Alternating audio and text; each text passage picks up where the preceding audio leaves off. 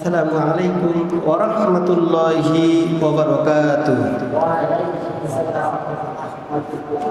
আমরা সেই মহান আল্লাহ তাআলার কাছে শুকরগুজার করতে যাচ্ছি, যে আল্লাহ তাআলা হাজার হাজার লক্ষ লক্ষ কোটি কোটি মানুষের মাঝ থেকে আমাদেরকে যাচাই করে বাছাই করে আলাদা করে ফারেক করে নিয়ে তার ঘরে আসার বসার সুযোগ করে দিল। এই জন্য আমরা সেই মহান আল্লাহ তাআলার কাছে শুকরগুজার করতে যাচ্ছি। বুকের সাথে যত শক্তি আছে মুখের কাছে নিয়ে এসে বলতেছি আলহামদুলিল্লাহ। আমরা তার প্রতি একবার সংক্ষিপ্ত দরুদ পাঠ করছি, যার কাছে আমরা পেয়েছি মহাবিশ্বের বিস্ময় পবিত্র আল কুরআন, যিনি আমাদের সকল নবীদের নবী, যিনি সকল দার্শনিকের দার্শনিক, যিনি সকল বৈজ্ঞানিকের বৈজ্ঞানিক, যিনি সকল ডাক্তারের ডাক্তার, যিনি সকল মাস্টারের মাস্টার, তিনি হচ্ছে আমাদের গুনাহগার উম্মতের কান্ডার, রহমতের ভান্ডার। তার প্রতি একবার আমরা সংক্ষিপ্ত দরুদ পাঠ করছি, সকলে বলছি সাল্লাল্লাহু আলাইহি ওয়াসাল্লাম। আমার ভাইরা, আমাদের মাঝ থেকে রমজান মাস বিদায় নিয়ে চলে গেছে, কিন্তু আপনি আমি যদি ভাত খাই, তরকারি খাই, খাওয়ার পরে সব খাওয়া দাওয়া শেষ, তারপরে একটা জিনিস আছে, যদি আমরা এই প্লেটটা চেটে পুটে খেয়ে নেই, মুছে খেয়ে নেই, তাহলে এটা স্বাদ যেন আর একটা, তাই না? মানে আপনি আমি যে ভাত খাইলাম, খাওয়ার পর যে একটা আমরা স্বাদ পাইলাম, পরে যে আমরা প্লেটটা চেটে পুটে খাইলাম, আঙ্গুলটা চুষে খাইলাম, এটা কেন জানি স্বাদ আর একটা। ঠিক একই অবস্থা আল্লাহ তাআলা বলল যে এই যে রমজানে 30টা রোজা যারা দিল, সিয়াম সাধনা একটি মাস করলো, করার পর এই মানুষগুলা, আপনি আমি একটি মাস সিয়াম সাধনা করছি, করার পর ঈদের পরের দিন কিন্তু আর আমাদের খাইতে ইচ্ছা হয় না, কারণ আমাদের অভ্যাস হয়ে গেছে যে আমরা একটি মাস সিয়াম সাধনা করছি, মানে দিনের যে খাবারটা আমরা সেটা ভুলে গেছি। এই জন্য আল্লাহ তাআলা বলল, তোমরা যে একটি মাস সিয়াম সাধনা করলে মানুষগুলো ঈদের পরের দিন খাওয়ার কথাটা ভুলে যাবে। এই ভুলে যাওয়ার কারণে আমি আল্লাহ রাব্বুল আলামিন, একটি মানুষ যদি সে ভাত খাওয়া শুরু করে দিল, খাওয়ার পর যে স্বাদটা অনুভব করলো, অনুভব করার পর এই মানুষটা যদি শেষ পর্যন্ত প্লেটটা চেটে পুটে খায়, সে ওখান থেকে যেন আর একটা স্বাদের অনুভব পায়। সকলে বলি না সুবহানাল্লাহ। ঠিক আল্লাহ তাআলা বলল, যে মানুষটা একটি মাস সিয়াম সাধনা করলো, করার পরে এই মানুষের মাঝে একটা নেশা থেকে যায়, কারণ আমি একটি মাস তো রোজা রাখলাম, কিন্তু সে রোজা ভাঙার পরেও মনে হয় মানুষটা রোজা রেখেছে। কথা বলেন ঠিক কিনা? এই জন্য আল্লাহ তাআলা বলল, কোন মানুষ যদি এই রমজানের রোজার পর সওয়ালের চাঁদ যখন উদিত হয়ে যায়, কোন মানুষ যদি 6টি রোজা দেয়, বলেন তো কয়টি রোজা? 6টি রোজা কেউ যদি দিয়ে দেয়, আমি আল্লাহ রাব্বুল আলামিন এই মানুষগুলোর জন্য বোনাস হিসেবে এই 6টি রোজা যদি কেউ দেয়, আমি আল্লাহ তাআলা একটি বছর রোজা রাখলে যে সবগুলো হয়ে যায়, আমি আল্লাহ রাব্বুল আলামিন এই বান্দাদের আমলনামায় সেই সবগুলো দিয়ে দেই। সকলে বলি না সুবহানাল্লাহ। আমার ভাইরা, তাহলে এই যে কোরআনুল কারীমটা কার কাছে নাজিল হয়েছে? এই কোরআনুল কারীমটা জনাবে মুহাম্মদ রাসূলুল্লাহ সাল্লাল্লাহু আলাইহি সাল্লামের কাছে আল্লাহ রাব্বুল আলামিন জিবরাইলের মারফতে কি করেছে? নাজিল করেছে। প্রশ্ন হতে পারে, আল্লাহর নবীর কাছে জিবরাইল আলাইহিস সালাম কতবার এসেছিল? আল্লাহ রাব্বুল আলামিন পৃথিবীতে যতগুলো নবী রাসূল প্রেরণ করেছেন না কেন, হযরত ইব্রাহিম আলাইহিস সালামকে পৃথিবীর জমিনে প্রেরণ করেছিল, হযরত মুসা আলাইহিস সালামকে দুনিয়ার জমিনে দিয়েছিল। এইরকম করে যতগুলো পয়গম্বর এই দুনিয়াতে এসেছিল, আল্লাহ তাআলা সবার কাছে জিবরাইল আলাইহিস সালামকে পাঠিয়েছিল। দেখা যায় কারো কাছে এসেছে জিবরাইল আলাইহিস সালাম একবার, কয়বার বলেন তো দেখি? একবার এসেছে। আবার দেখা যাচ্ছে কারো কাছে 10 বার এসেছে, আবার কারো কাছে 5 বার জিবরাইল আলাইহিস সালাম এসেছে। আমার বন্ধুগণ, আল্লাহ রাব্বুল আলামিন তিনি বলল, সমস্ত নবীদেরকে ভেদ করে আমি আল্লাহ রাব্বুল আলামিন আমার হাবিবের কাছে জিবরাইল আলাইহিস সালাম 100 বার নয়, 200 বার নয়, 500 বার নয়, 1000 বার নয়, আমি আল্লাহ রাব্বুল আলামিন জিবরাইল আলাইহিস সালামকে আমার হাবিবের কাছে 24000 বার পাঠিয়েছিলাম। সকলে বলি সুবহানাল্লাহ। কতবার? 24000 বার আমার নবীর কাছে জিবরাইল আলাইহিস সালাম ওহী নিয়ে আসতেন। সকলে সুবহানাল্লাহ। আমরা তো অহংকার করতে পারি, আমাদের একটা গৌরব, আমাদের অহংকার, আমরা শেষ নবীর উম্মত। কথা বলেন ঠিক কি না?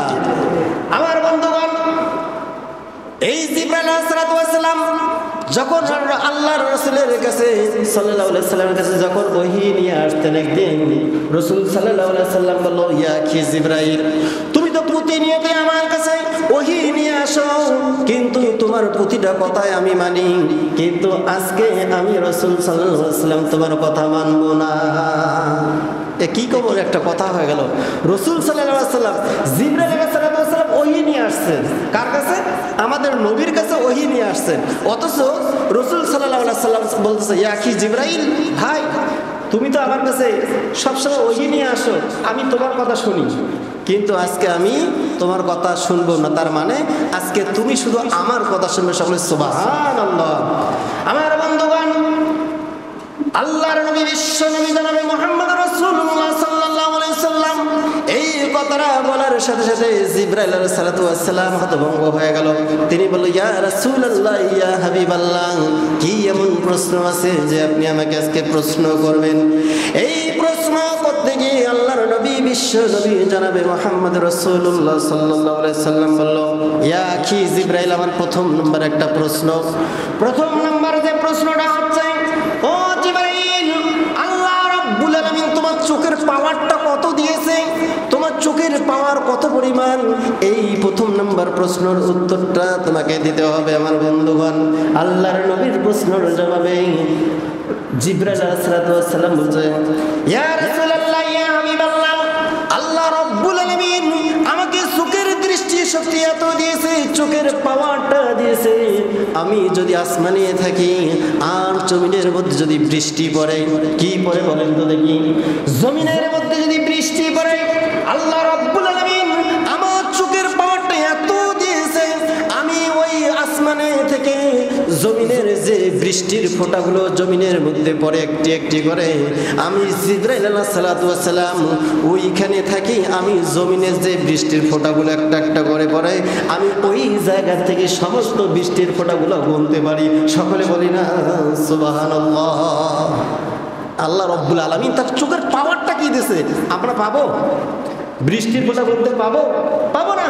কিন্তু আল্লাহ তাআলা জিবরাইল আলাইহিস সালামকে এত পাওয়ার দিয়েছে, উনি ওখানে থাকার পরেও বলতে পারে জমিনের মধ্যে কত ফোঁটা বৃষ্টি পড়লো উনি গুনতে পারে, উনি গুনে গুনে হিসাব করতে পারে। আচ্ছা, আপনার আমার মাথায় কি এগুলো কাজ করবে? কখনোই সম্ভব না।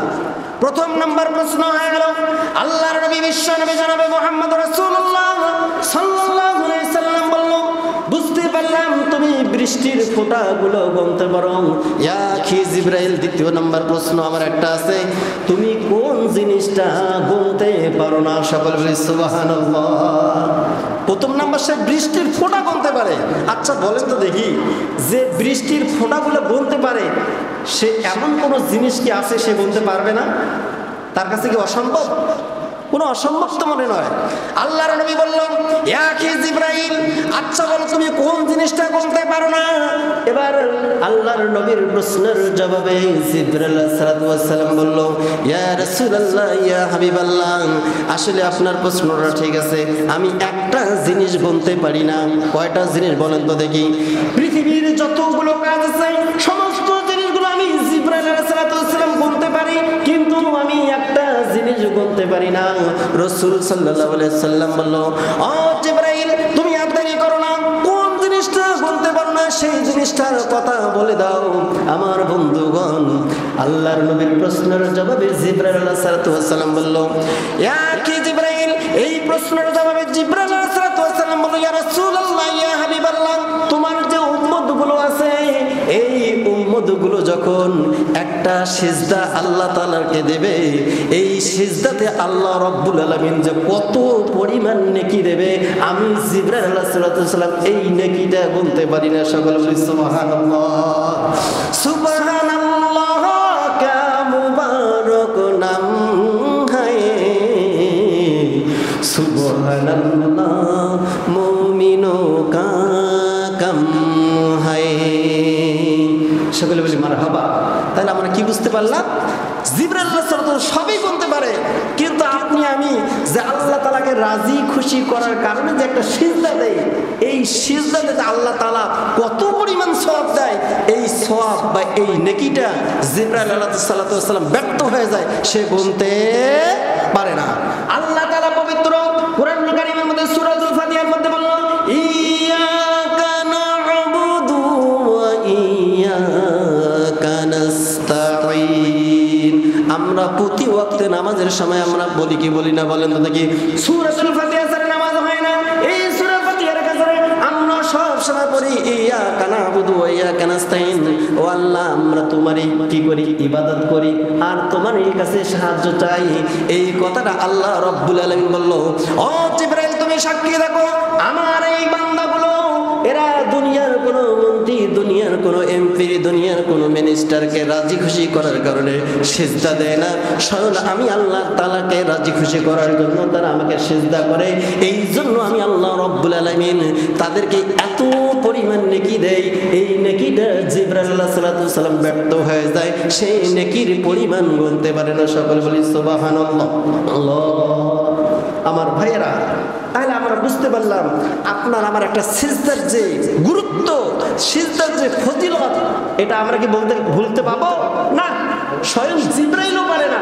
কিন্তু আজকে আমরা মানুষ, অনেক মানুষ আছে হেলায় সময় নষ্ট করতেছে, বাড়িতে বসে আছে, তারা কি তা এক মন করে একটা আইসক্রিম, এই যে গরমের সময় আসছে না, গরমের সময় আমরা কি খাই?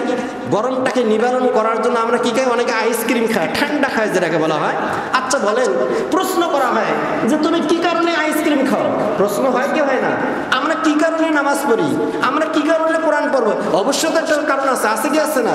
ঠিক একই অবস্থায় এই দুনিয়ার মানুষগুলোকে যদি বলা হয় যে আপনি কেন আইসক্রিম খান, তারা এক কথায় বলে দেবে আইসক্রিমটা আমরা এই জন্যই খাই, আমাদের ভিতরে যে গরমটা আছে এই গরমটাকে নিবারণ করার জন্য আমরা কিছু ক্ষণিকের জন্য একটা আইসক্রিম খাই, ভেতরটা ঠান্ডা থাকে। কথা বলেন ঠিক কিনা? আবার বন্ধুগণ, দেখা যাচ্ছে দুইজন বন্ধু, একজন আইসক্রিম নিছে, আরো একজন আইসক্রিম নিছে, একজন বন্ধু আইসক্রিম খাচ্ছে আর একজন বন্ধু বলতেছে তুমি আইসক্রিম খাও, আমি কিন্তু আইসক্রিম খাবো না, দেখি আইসক্রিমটা আমার ঠিক থাকে কিনা। আচ্ছা বলেন তো দেখি, আইসক্রিম ঠিক থাকবে? থাকবে? মনে করে আপনি টাকা দিয়ে কিনছে, আরো একজন কিনছে, সে একজন খাচ্ছে আর একজন খাচ্ছে কি না খেয়ে বলতো দেখি ধরি দেখি আইসক্রিমটা আমার থাকে কিনা। আচ্ছা বলেন আইসক্রিম থাকবে? কেন থাকবে না? আইসক্রিমটা কি হবে বলেন তো দেখি? বলে যাবে। আচ্ছা এখানে বোঝা গেল বুদ্ধিমানকে, বুদ্ধিমানকে যে টাকা দিয়ে কিনলো, কিনার পর সে খাচ্ছে, এ হচ্ছে বুদ্ধিমান। আর সবচেয়ে বোকা হচ্ছে কারা? যারা আইসক্রিম টাকা দিয়ে কেনার পর হাতের মধ্যে ধরে থাকে, আইসক্রিম গলে গলে কি হচ্ছে? পড়ে যাচ্ছে, সে খাচ্ছে না, তার মানে এ হচ্ছে এক নম্বর বোকা। ঠিক একই অবস্থায় আজকে মুয়াজ্জিন সাহেব আল্লাহু আকবার ধ্বনি দিল, যে সমস্ত মানুষগুলো ওই আইসক্রিম টাকা দিয়ে কেনার পরে যে খাচ্ছে, আজকে মুয়াজ্জিনের ডাকে যারা সারা দিয়ে মসজিদের মধ্যে আসলো, ওই লোক আর এই লোক হচ্ছে একই লোক। কথা বলেন ঠিক কিনা? কিন্তু যারা মুয়াজ্জিনের আযান শোনার পর যারা কর্ণপাত করলো না, ওই আইসক্রিম ধরে থাকার পর যেমন গলে গলে যাচ্ছে, ঠিক মানুষের অবস্থাগুলো এরকম হচ্ছে। যারা নামাজ পড়ে না, এই মানুষের কাছ থেকে হায়াতগুলো ওই আইসক্রিমের মতো গলে গলে যাচ্ছে। কথা বলেন ঠিক কিনা? আমার ভাইয়েরা, আসুন আজকে আমি যে সূরাতুল মুলুকের একটা আয়াত তেলাওয়াত করেছি, যে সূরা মুলুকের মধ্যে আল্লাহ তাআলা বলল, গোটা বিশ্ববাসীকে জানাই দিয়ে বলল, তাবারাকাল্লাযী বিয়াদিহিল মুলকু ওয়া হুয়া আলা কুল্লি শাইইন কাদির। আল্লাহ তাআলা বলল, সেই মহান আল্লাহ তাআলার সত্তার শপথ, যে আল্লাহ তাআলার হাতের মুঠোয় গোটা পৃথিবীর রাজত্ব কার হাতের মধ্যে বলেন তো দেখি? আপনার আমার না, আল্লাহ তাআলা পবিত্র কোরআনুল কারীমের মধ্যে বলল তাবারাকাল্লাযী বিয়াদিহিল মুলকু ওয়া হুয়া আলা কুল্লি শাইইন কদির। আল্লাহ তাআলা স্বয়ং তিনি নিজেই বলল যে গোটা পৃথিবীর রাজত্ব আমার হাতের মুঠো। আচ্ছা বলেন তো দেখি, যে আল্লাহ তাআলা এই কথা বলল, আল্লাহকে প্রশ্ন করব, আল্লাহ তুমি কেন এই কথা বললে? আল্লাহ রাব্বুল আলামিন প্রতিটা মানুষকে জানাই দিয়ে বলল আল্লাযী খালাকাল মাউতা ওয়াল হায়াতা লিয়াবলুয়াকুম আইয়ুকুম আহসানু আমালা।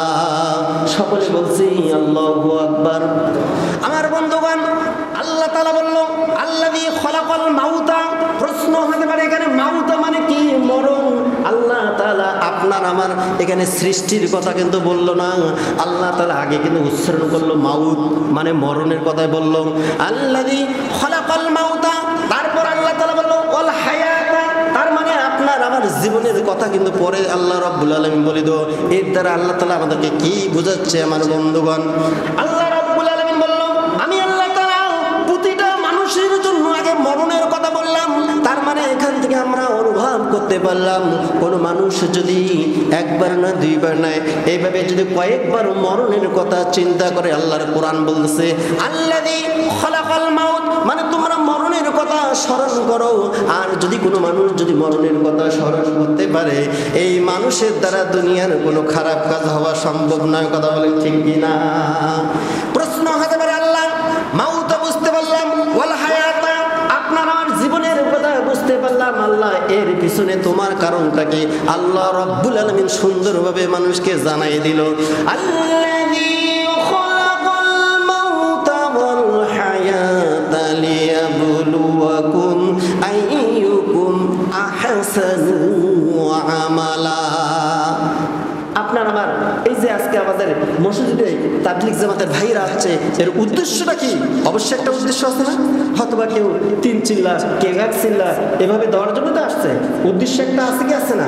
তা আল্লাহ তাআলাকে আমরা প্রশ্ন করবো, আল্লাহ তুমি কেন মানুষকে তৈরি করলে, আবার কেন আগে মরণের কথা বললে, তারপর তার হায়াত তার মানে জীবনের কথাটা বললে, এর কারণটা কি? আল্লাহ তাআলা গোটা বিশ্ববাসীকে জানাই দিল। আল্লাহ তাআলা বলল আহসানু আমালা, এই মানুষগুলোর যে সুন্দর আমলগুলো আছে এই আমলের জন্য আমি আল্লাহ রাব্বুল আলামিন এই আমলটা যেন মানুষের পরিশুদ্ধ আর সুন্দর হয়ে যায়, এই জন্য আমি আল্লাহ তাআলা এই সুন্দর কে কে বেশি সুন্দর আমল করতে পারে আমি আল্লাহ রাব্বুল আলামিন এই জন্য আমার বান্দাগুলোকে সৃষ্টি করেছি। সকলে বলি না সুবহানাল্লাহ। আমার প্রিয় ভাইরা, মানুষগুলো আল্লাহর ডাকে সারা দিয়ে মসজিদে আসলো, আর যারা আসলো না আল্লাহ রাব্বুল আলামিন তাদের বিরুদ্ধে বলে দিল ওয়ালাকাদ যারানা লিজাহান্নামা কাসীরাম মিনাল জিন্নি ওয়াল ইনসি লাহুম কুলুবুন লা ইয়াফকাহুনা বিহা। সকল বলছে আল্লাহু আকবার। আমার ভাইয়েরা, আল্লাহ রাব্বুল আলামিন বলল এই মানুষগুলোকে আমি আল্লাহ তাআলা সৃষ্টি করে তাদেরকে সুন্দর আমল করার জন্য আমি আল্লাহ রাব্বুল আলামিন সৃষ্টি করলাম। এই মানুষগুলোকে যদি আমাকে ভুলে যায়, আমি আল্লাহ তাআলা ওয়াদা দিয়ে দিলাম এই জিন এবং মানুষের মাঝে কিছু সংখ্যক মানুষকে আমি আল্লাহ রাব্বুল আলামিন তাদেরকে জাহান্নামের মধ্যে নিক্ষেপ করব। সকলে বলি নাউজুবিল্লাহ। এই জাহান্নামে কারা যাবে তাদের সম্পর্কে আল্লাহ তাআলা বলল লাহুম কুলুবুল লা ইয়াফকাহুনা বিহা ওয়া লাহুম আ'য়ুনুন লা ইউবসিরুনা বিহা ওয়া লাহুম আযানুন লা ইয়াসমাউনা বিহা। আল্লাহ তাআলা বলল এই মানুষগুলো তো তারাই হচ্ছে যাদের অন্তর আছে, যাদের দিল আছে, দিল থাকার পর যে মানুষগুলো অনুভব করে না, আমি আল্লাহ তাআলাকে চেনার জন্য কোনো চেষ্টাও করে না, এই মানুষগুলোকে আমি আল্লাহ রাব্বুল আলামিন কালকে জাহান্নামের মধ্যে নিক্ষেপ করব। সকলে বলি শুধু নাউজুবিল্লাহ। এই অন্তর দিল, দিল দিল, কান দিল, চক্ষু দিল, যেই মানুষগুলো দেখেও না দেখার ভান করবে, শুনিও না শোনার ভান করবে। আল্লাহ রাব্বুল আলামিন বলল এই মানুষগুলো আলাদা হয়ে যাবে। শুধু আলাদাই নয়, এই মানুষগুলো হবে উলাইকা হুম গাফিলুন, মানে এই মানুষগুলো চতুষ্পদ একটা জন্তুর চেয়েও খারাপ মানুষ হিসেবে আমি আল্লাহ তাআলা আখ্যায়িত করব। সকলে বলি না নাউযুবিল্লাহ। আমার প্রিয় ভাইরা, আল্লাহ তাআলা বললেন ওয়াইয ক্বালা রাব্বুকা লিল মালাইকাতি ইন্নী জাঈলুন ফিল আরদি খলিফা। আমার বন্ধুগণ, আল্লাহ রাব্বুল আলামিন এই পৃথিবীর জমিনে যখন মানুষ বানার একটা আকাঙ্ক্ষা করলো, মানুষ তৈরি করার জন্য আকাঙ্ক্ষা করলো, আল্লাহ তাআলা সে কি করলো? সৃষ্টি